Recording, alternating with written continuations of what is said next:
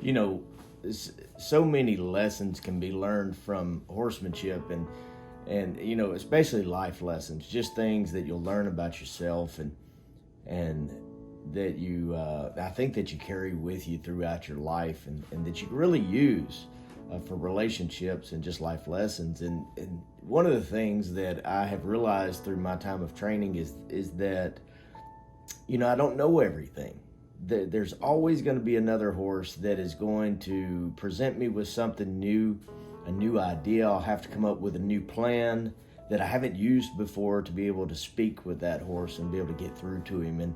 And that's such a great life lesson with everything else. Pride is always one of those things that you kind of see with cowboys, and I think you see that a lot in the movies, but in reality, there's that other side that a lot of us guys that have worked with animals our whole lives, that we realize that, we don't have the luxury of pride.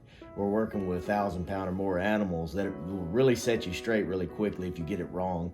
And I think it just works into our relationships and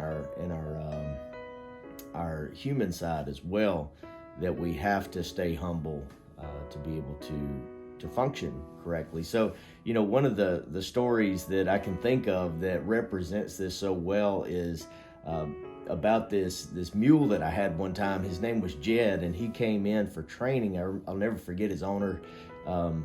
She had spent a lot of time with this mule when he was a baby, and he was your typical little guy that just like scratches on his tail, and he'd come up to her for treats and things like that. But she told me that then, she kind of lost track with the friend that owned him. He went on and somewhere else, and she didn't know where he went. Turned out he was sold at an auction. And, she really loved this mule, so she tracked him down, she found him, and in her first experience with him again, so many years later, he was completely untrusting of her,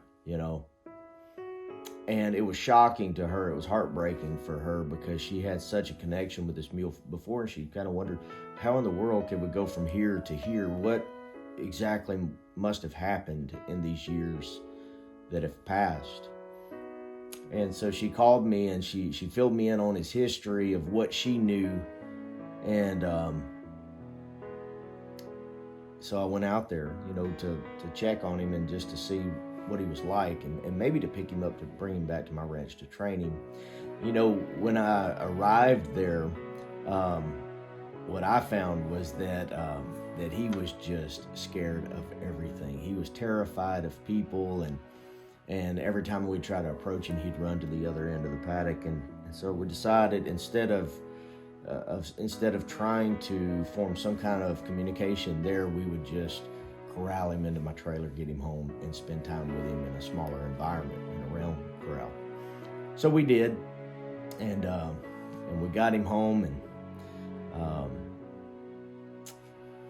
one of the things that I noticed was that right off the bat was that trust was a major issue with this mule. Sometimes you deal with trust, sometimes you deal with respect, but with this mule, it was definitely trust. Something had happened to him in those years past that really scared him away from connections with people. Just the slightest movements would throw him into a panic. Matter of fact, we had to wear gloves every time we worked with him, because he had this signature move where he would spin out and just take off running away from you, and it would burn the prints off your hands with your lead rope. So we always wore gloves, and we worked with him in the pen, and we had this good success along the way. I wouldn't call it great success, but because there was so much fear involved, but we were having good success, and we made enough progress where we could take him out into the fields and into the yard outside of the corral. And I'll never forget, one day I was leading him through a field on the edge of a tree line when something spooked him, and I mean really spooked him. And I thought, what in the world? We're doing so good. We've done so good the last couple of weeks, and now all of a sudden we're back at square one. And he spun, and he went to run again, and I knew this move. I had worked with him on this move and kind of worked against him on this move since the beginning, and tried to maintain control of him. He was just so powerful. But it just so happened that this day there was a tree close to us, and I thought to myself in that moment, I thought I could run around that tree. I had a 22-foot rope. I could run around it, throw a knot in it, and he couldn't drag me this time. And so I did. He ran around one side, and I ran around the other side, and threw my rope around it, tied it up in a knot, and kind of started trying to get up there close to him and work with him some and calm him back down. And, I had this great plan. I was so excited about it, and I thought, I know best. This mule he needs to just follow my lead. He doesn't understand, and I know. And, I was rubbing on him, but for some unknown reason at the moment, he just kept on getting worse. I just couldn't figure it out. He began pulling, thrashing against the rope in a way that I hadn't seen before.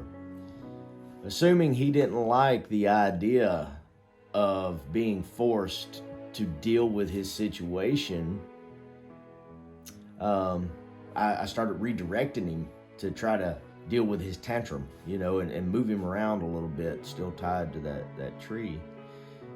But, the assumption that I made about Jed in that moment was incorrect. And, Jed had sensed something that I was unable to sense. All the commotion with us being around that tree had disturbed a nest of ground bees in the roots of it, and hundreds of them ascended upon us and just started stinging us. And my first response was I need to run, I gotta go, and I did. It was just a reaction. I ran as fast as I could away from the tree, but then a few strides out, I realized the mule's still tied to the tree. And so I ran back in, and with bees chasing me and stinging him, I untied him, and we both ran, escaping the swarm. And by the time that I had gotten back to my house, I had shed most of my clothes. The bees were in my hat and gloves and boots and shirt. But we got away, and I felt two emotions in that moment, and one was a thankfulness that we did get away, and that Jed was okay, that I was able to get him loose, and that I was, fairly unscathed. But the other emotion and the life lesson that I got from Jed that day was that sometimes it's a good idea to listen more than you talk.